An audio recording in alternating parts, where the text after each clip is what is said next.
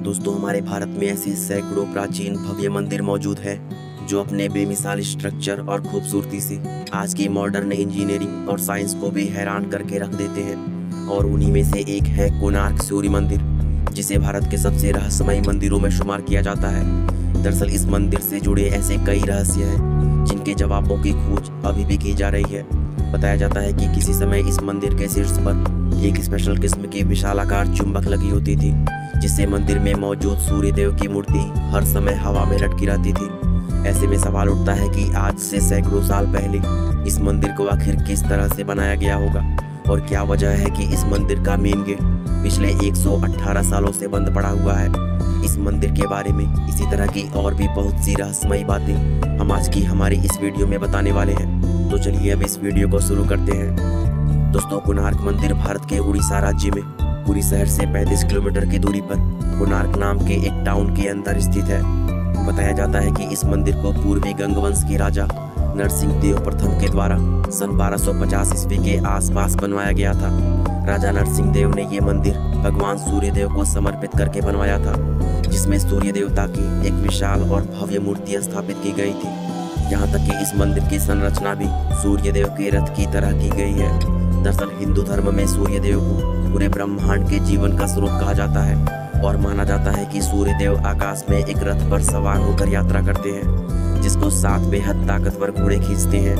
इसी काल्पनिक रथ से इंस्पायर होकर इस मंदिर का डिजाइन तैयार किया गया है, जिसके चलते ये सूर्य देव के रथ के जैसा ही नजर आता है। इस मंदिर के दोनों तरफ पत्थरों के 12 जोड़ी पहिए लगाए गए हैं।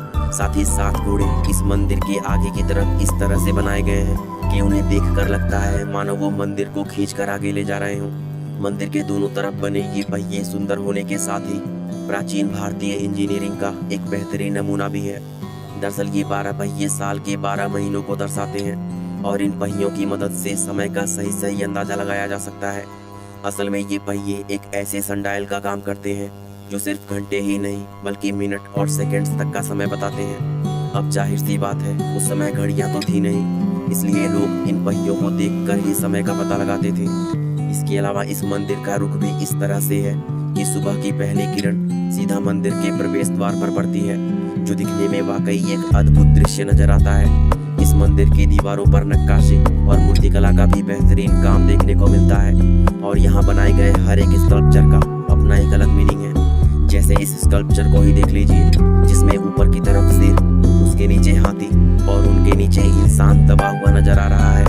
एक्सपर्ट्स बताते हैं कि इस स्कल्पचर में शेर इंसान के अहंकार को दर्शाता है और हाथी इंसान के इमोशन को।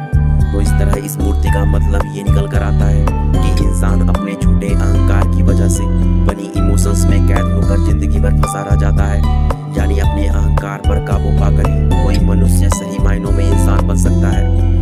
दोस्तों, ऐसी बहुत सी चीजें हैं जो इस मंदिर को इतना ज्यादा खास और रहस्यमय बनाती है, लेकिन उन सभी में सबसे ज्यादा मशहूर वो विशालकाय चुंबक है जो कभी इस मंदिर के शीर्ष पर लगी होती थी। हालांकि ये बात ऐतिहासिक रूप से आज तक साबित नहीं हो पाई है, लेकिन फिर भी बहुत से एक्सपर्ट्स ये मानते हैं कि इस मंदिर के अंदर लोडस्टोन नाम का एक 52 टन वजनी पत्थर लगाया गया था, जो कि एक प्राकृतिक चुंबक के रूप में जाना जाता था। इस विशाल चुंबक की वजह से मंदिर के अंदर स्थापित की गई भगवान सूर्य देव की मूर्ति हमेशा हवा में लटकी रहती थी, और मूर्ति का इस तरह हवा में लटके रहना अपने आप में किसी अजूबे से कम नहीं था। अब इस चुंबक के साथ क्या हुआ और आज के समय में ये कहाँ पर है, इन सवालों को लेकर अलग अलग लोग अलग अलग कहानियां बताते हैं, जिसमें सबसे फेमस थ्योरी ये है कि शुरुआत में ये मंदिर समुद्र के किनारे पर हुआ करता था, लेकिन समय के साथ धीरे धीरे समुद्र का पानी कम होता गया और ये मंदिर किनारे से कई किलोमीटर दूर हो गया। कहते हैं कि इस मंदिर में लगाया गया वो चुंबकीय लोडस्टोन इतना स्ट्रॉन्ग था कि उसकी वजह से समुद्र में गुजरने वाले पानी के जहाजों का कंपास तक काम करना बंद कर देता था, और वो जहाज यहाँ से गुजरते हुए अपनी दिशा भटक जाते थे। कहा जाता है कि पुर्तगाली नाविक अपने जहाजों को बचाने के लिए इस मैग्नेट और भगवान सूर्य देव की प्रतिमा को मंदिर से निकालकर अपने साथ ले गए थे, और इस मंदिर से मैग्नेट का निकलना ही इसके गिरने की असल वजह बना था। दरअसल कुछ एक्सपर्ट्स का ये मानना है कि इस मंदिर के स्ट्रक्चर को मजबूती देने और इसे खड़ा रखने में उस मैग्नेट का बहुत बड़ा रोल था, क्योंकि इस मंदिर को बनाने में जो पत्थर इस्तेमाल किए गए थे, उन पत्थरों के ब्लॉक्स के बीच में लोहे की प्लेट्स लगाई गई थी, ताकि मैग्नेट की पावर से सभी पत्थर अपनी जगह जमी रहे। ऐसे में जब इस मंदिर के ऊपरी हिस्से से उस मैग्नेट को निकाल दिया गया तो मंदिर का पूरा स्ट्रक्चर बेहद कमजोर हो गया, जो समय के साथ साथ धीरे धीरे नष्ट होता चला गया। इसके अलावा कुछ लोग ये भी दावा करते हैं कि इस मंदिर को पुर्तगाली नाविकों ने नहीं बल्कि भारत में घुसे विदेशी आक्रमणकारियों ने नष्ट किया था। और साथ ही इस मंदिर में स्थापित की गई मूर्तियों में से एक मूर्ति उड़ीसा के पुरी टेम्पल में आज भी स्थित है और एक मूर्ति दिल्ली के नेशनल म्यूजियम में रखी हुई है। हालांकि इनमें से कोई भी बात ऐतिहासिक रूप से साबित नहीं है। दोस्तों, इस बात में कोई शक नहीं कि कोणार्क मंदिर बेहद अद्भुत और सुंदर नजर आता है, लेकिन मंदिर का जो हिस्सा हम लोग आज देखते हैं वो असल में पूरा मंदिर नहीं है। दरअसल इस मंदिर में कुल 3 मंडप हुआ करते थे, जिसमें 2 मंडप कई सदियों पहले पूरी तरह नष्ट हो चुके थे और आज इसका सिर्फ एक मंडप ही बाकी रह गया है। अब इस मंदिर के बाकी हिस्सों के नष्ट होने के पीछे भी लोग अलग अलग कारण बताते हैं। कुछ लोग कहते हैं कि मंदिर के वो हिस्से आक्रमणकारियों के द्वारा किए गए हमलों की वजह से नष्ट हुए थे, तो कुछ एक्सपर्ट का मानना ये है कि ये मंदिर कभी बन ही नहीं पाया था और मंदिर के जो हिस्से अधूरे रह गए वो समय के साथ धीरे धीरे खुद ही नष्ट हो गए। अब इनमें से कही गई कौन सी बात सही है और कौन सी गलत, ये कह पाना मुश्किल है, क्योंकि एक्सपर्ट अभी भी इस मंदिर के नष्ट होने का असल कारण पता लगा रहे हैं। कहते हैं कि आज हमें ये मंदिर जितना ऊंचा नजर आता है, असल में ये उससे कहीं ज्यादा ऊंचा हुआ करता था। यहाँ तक कि समुद्र में सफर करने वाले नाविक इस मंदिर के शिखर को अपने जहाजों से ही देख लिया करते थे। इसके अलावा एक थ्योरी ये भी है कि प्राचीन समय में कोणार्क एक मशहूर व समृद्ध शहर हुआ करता था, लेकिन 16वीं शताब्दी के दौरान जब इस मंदिर से सूर्य देव की मूर्ति हटा दी गई तब इस मंदिर में पूजा होना पूरी तरह बंद हो गया, जिसके चलते तीर्थयात्रियों ने भी इस मंदिर में आना बंद कर दिया और देखते ही देखते ये नगर पूरी तरह वीरान होकर जंगल के रूप में बदल गया। फिर कई सदियों बाद जब इस मंदिर को खोजा गया तब इसकी हालत बहुत ज्यादा खराब हो चुकी थी और इसके कई हिस्से पूरी तरह ढहकर नष्ट हो चुके थे।